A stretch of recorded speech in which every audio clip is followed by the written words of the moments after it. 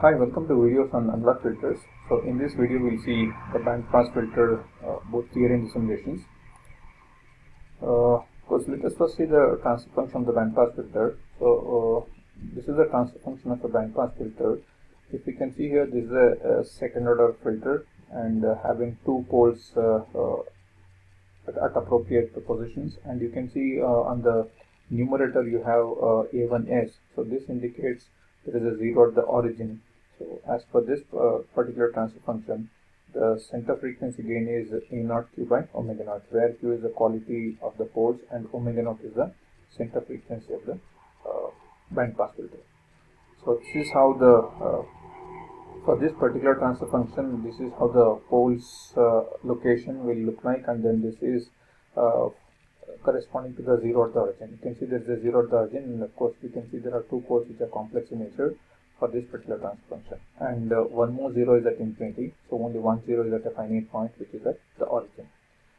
So corresponding to that particular transfer function, you're going to have this is the frequency response of the bandpass filter, so which is a notched one. You can see this is having maximum gain at omega naught, and it is going to have some bandwidth also. So this is a typical response of a bandpass filter for a narrow bandpass filter. We'll see in more detail what is the different type of frequency responses for a bandpass filter will look like. This is one typical frequency response. So this is the ideal frequency response for bandpass filter. So if you can see, this bandpass filter will going to have at low frequencies it won't pass any signal. Only in frequencies between omega p1 and omega p2 it will pass the signal, and anything other than that frequencies less than omega p1 and more than omega p2, the stop band is there, so it won't pass any signal anything other than this omega p1 and omega p2. So we have pass band here. This is lower sideband, lower stop band, and the upper side stop band. So this is the circuit diagram of a bandpass filter using RNCs. So has got series resistors RNC and a parallel resistor RNC.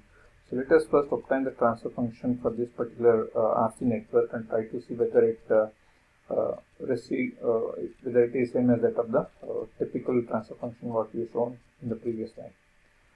So this is the bandpass filter what we discussed. Now we are trying to get the transfer function for this. So we are replacing this particular series R1 C1 by ZS, and the combination, parallel combination of R2 C2 as ZP. So this is a particular Laplace transform of ZS and ZPs. Of course, this is fairly straightforward.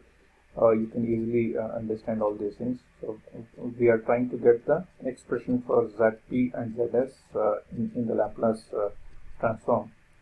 So then finally we try to obtain the Laplace transfer function, that is V0 of S by Vn of S, which happens to be the voltage drop across this ZP with this is the source, and of course we have ZS as the other arm resistance. So this is the expression for V0 of S in terms of the impedances and the input voltage. So by substituting ZP and ZS onto this particular equation, we end up with upon simplification we'll end up with this as a transfer function. You can see we have a S term in the numerator indicating that there is a zero at the origin, and you can see there is a quadratic equation in the denominator, meaning that there are real poles on the left hand side of this plane.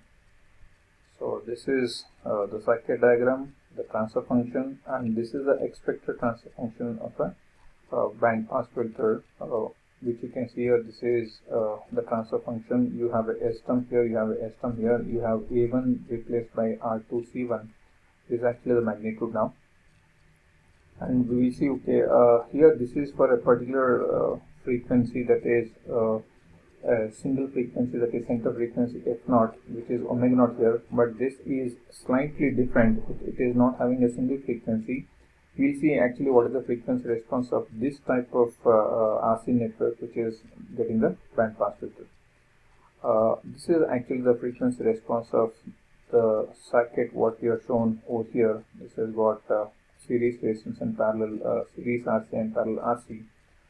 If you can see here, we have got a 0 at the origin and there is a 0 at infinity, which is exactly being indicated in your pole 0 plot. But if you can see here, there are finite frequencies at which we're going to have one pole here, the other pole is here. Actually, the two poles are there on the left hand side of the S-plane. They're not actually complex in nature.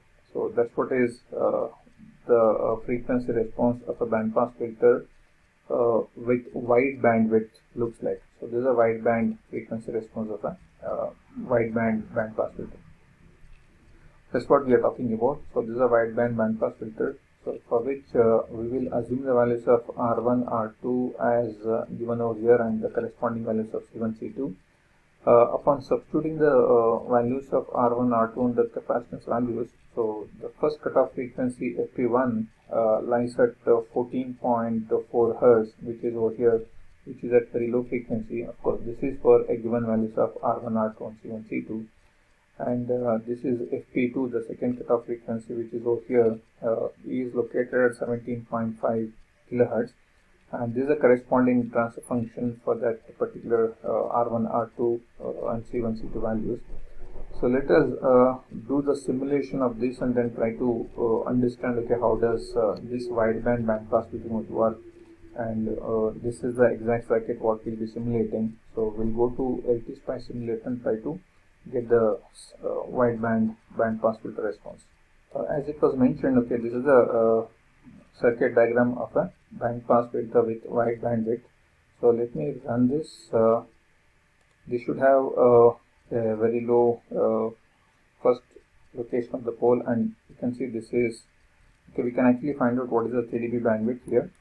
So since it's a passive filter, we don't have any gain here. You can see the maximum gain you have is almost 0 dB, which is output equal to input. So I can actually find out what is the pole zeros, the cutoff frequencies of the two poles, the location of two poles. So let me just bring it down to 3 dB down. So it should be around 15 or 14 Hertz. So which you can see is almost there. Can you see this is 14.32 Hertz. So this is the first pole position.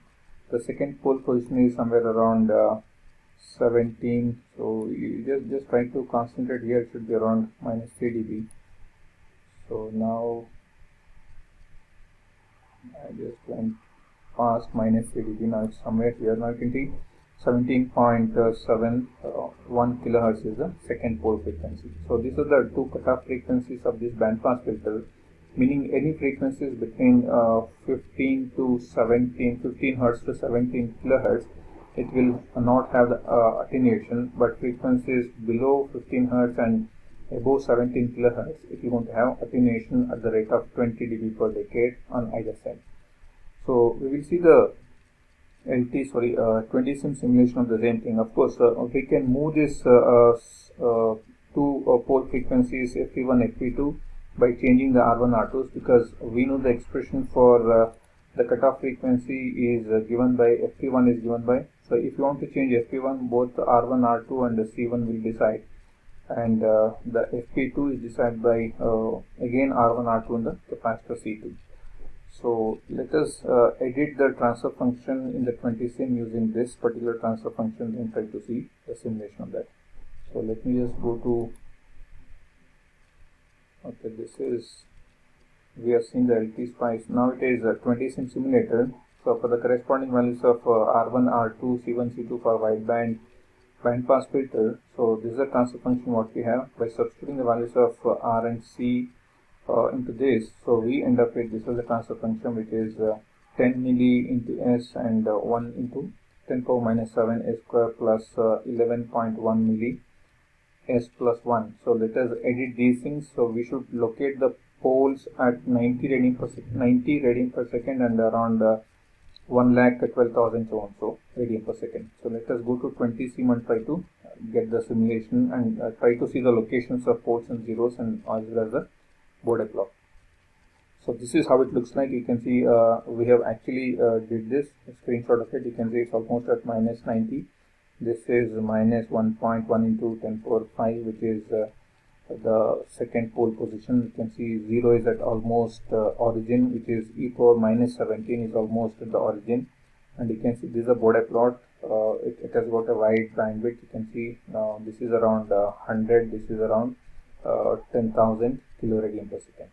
So let us go to 20sim and then try to get the same. So this is 20sim editor. So let me just go here.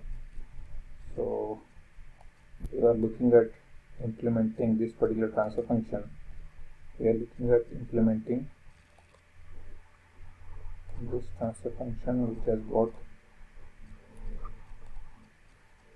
so this should be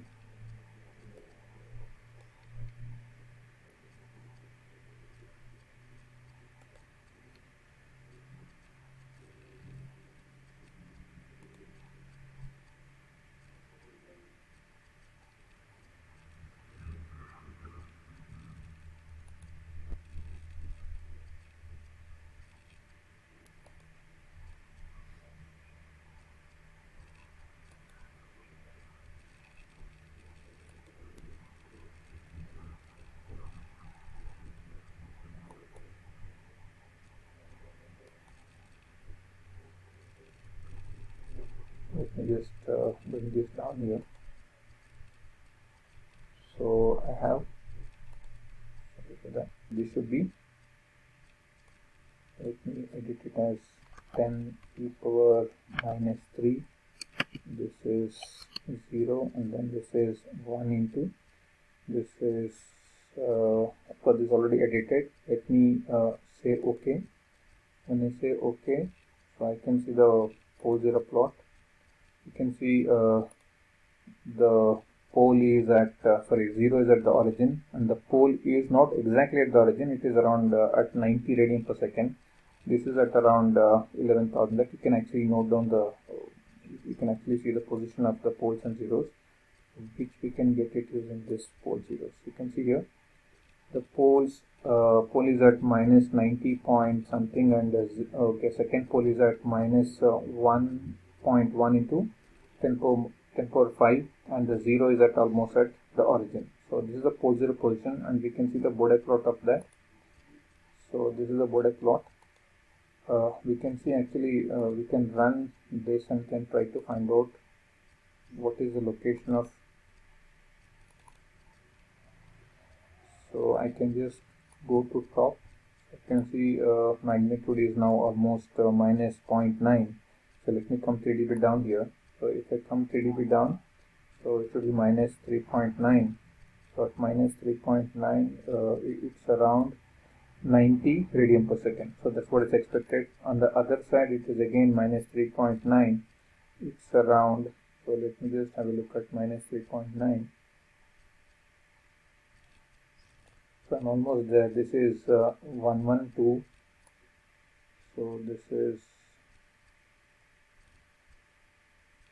I'm almost there. This is 119900. So this is the position of the second pole. So which is this is as expected from this transfer function. So we have, so this is the first pole position, which is 90 radian per second. The second position is 112201. So actually what we had was 10. Okay, this was actually almost close to this position. Next, we will see the narrow band pass filter.